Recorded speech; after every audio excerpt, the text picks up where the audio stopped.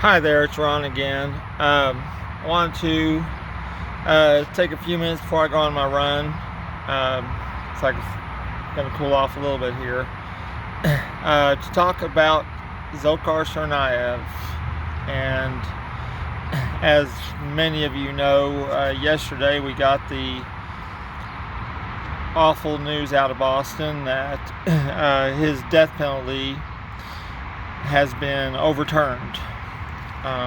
And most of you know Dzhokhar Tsarnaev is the surviving Boston Marathon bomber. Someone who, for a lot of people, is a real-life monster. I don't really need to describe much more than that. Most people know the story about the Boston Marathon bombings. This wasn't totally a shock because I had seen a report a couple months ago that they were filing the appeal. It got turned over just briefly.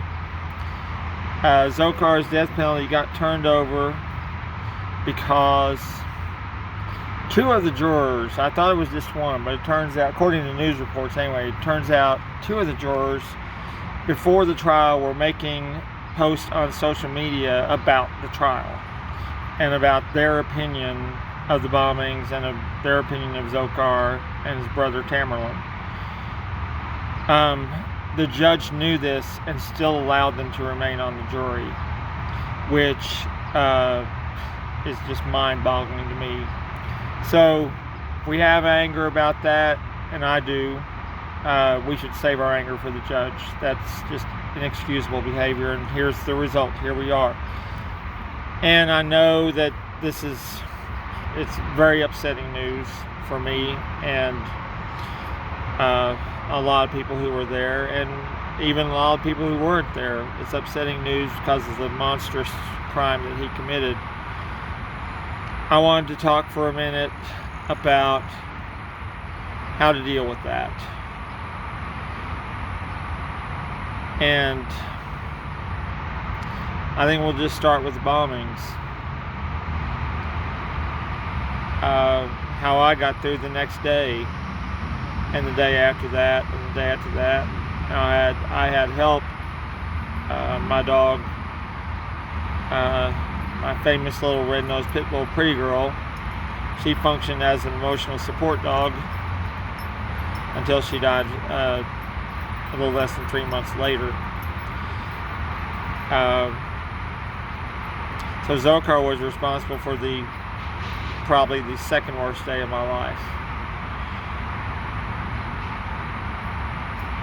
One of the first things I did was when I started running well, I didn't miss a day. My running streak now is 7,696 days, I think. At that point, my running streak was almost 14 years, I think. A couple days later, I started running with my flag that I told you about in other videos. It was kind of just a little, like a security blanket almost. Just something.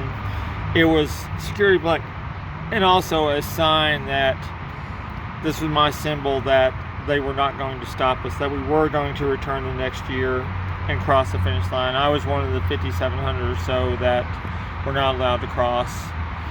I had the distinction of making it farther than anyone who did not cross.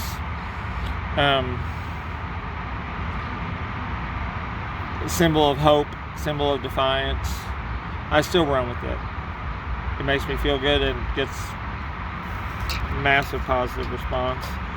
Also, I often have my little finisher medal that they sent to us several weeks later. I often have that with me just in my little bag that I run with. Just little reminders. Now, as far as how to get through this, as I know it's extremely upsetting. It upset me, and can trigger panic attacks and PTSD. One of the things that I use to get through that kind of anxiety and get through panic attacks as well, something that Arnold Schwarzenegger used in his training And I remember another bodybuilder was talking about what he learned from Arnold Schwarzenegger, and because he was saying he was going to start training, he was starting training with him, and Arnold had this huge workout laid out and everything, and it's like 10 sets of this, 10 sets of that, 10 sets of this, and he said about halfway through, 4 or 5 sets in it, he was just really feeling it, and he looked over and said, Arnold, I don't know, man, we're only 5 sets into this, I don't know if I can make it 10 sets or not. And he said, Arnold looked at him with total confidence and said, that's not our concern. We're on the 5th set. Our concern is the 5th set, not the 10th set. That whole thing of staying in the moment. And I use that in my marathons, in my marathon training and in my marathons, and I try to use it in anything I do. When you're running a marathon, if you're on mile 5, it makes no sense to be worrying about mile 25. And I catch people doing, I've catch some great runners doing that. We'll be 5 miles in and they're like, oh man, I'm not feeling so great today. I'm worried about mile 25. And I was like, no, what you do is you worry about mile 5, then you worry about mile 6, then you worry about mile 7. You stay in the moment. And what I've done, and this works for when I'm having panic attacks, use an example. A little more than a year ago when I was working at Trader Joe's, which is extremely busy often on weekdays, but especially on Saturdays and Sundays, extremely busy. We're talking thousands of people in the store. And when you're working the register, in the course of the day, a few hours on register, hundreds and hundreds of people are going to be going through your line. Well, for someone like me with anxiety disorder, that many people and that much noise can trigger panic attacks. I remember one Saturday, extremely busy Saturday, I counted them this time, there's 6 panic attacks. And what I did, all of them were while I was on register. What I did was just focused on the moment, just kind of kept my head down, greeted the customer, all that, just kept doing what I was doing, just focus on doing what I was doing. And breathe, basic, take some deep breaths, kind of recenter yourself a little bit. So I would do that and step away for a few seconds whenever I could, and just,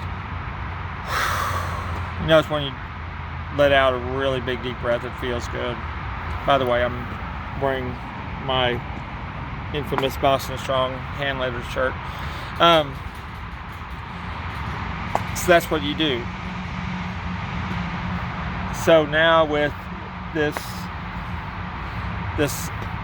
awful news out of Boston, we can't lose sight of how far we've all come. There was a lot of loss. For me, that was the second worst day of my entire life.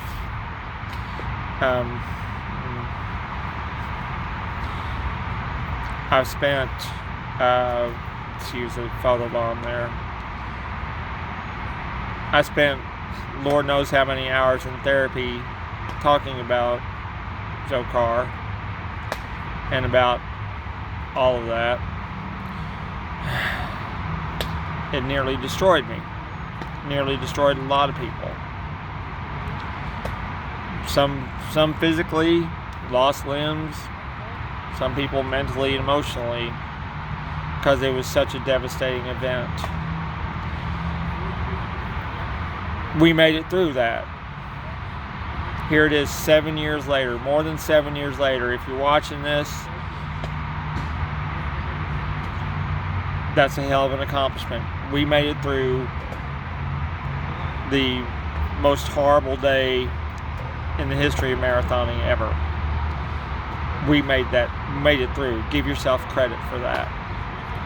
So what we do now, you just keep focusing on the next mile, focused on the next rep, focused on the next set, focused on the next hour. And I say don't worry about what's going to happen with Dzhokhar. He's not going anywhere. He's in Supermax. He's very likely going to stay in Supermax. Even if they transfer him, he won't be escaping.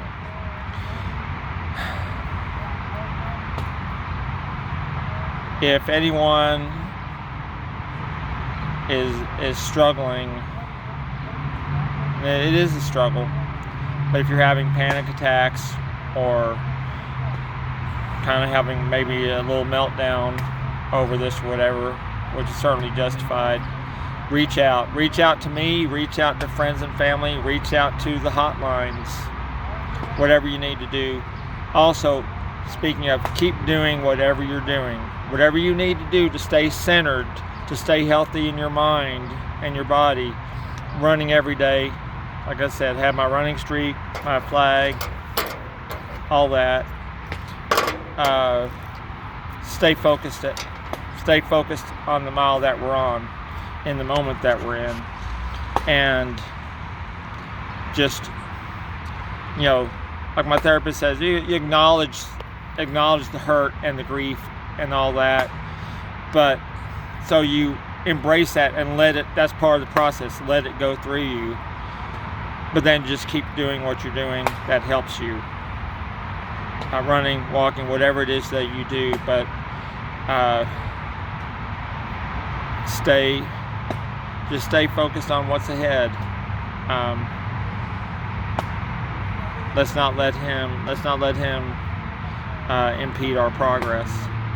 All right, well, everyone, we are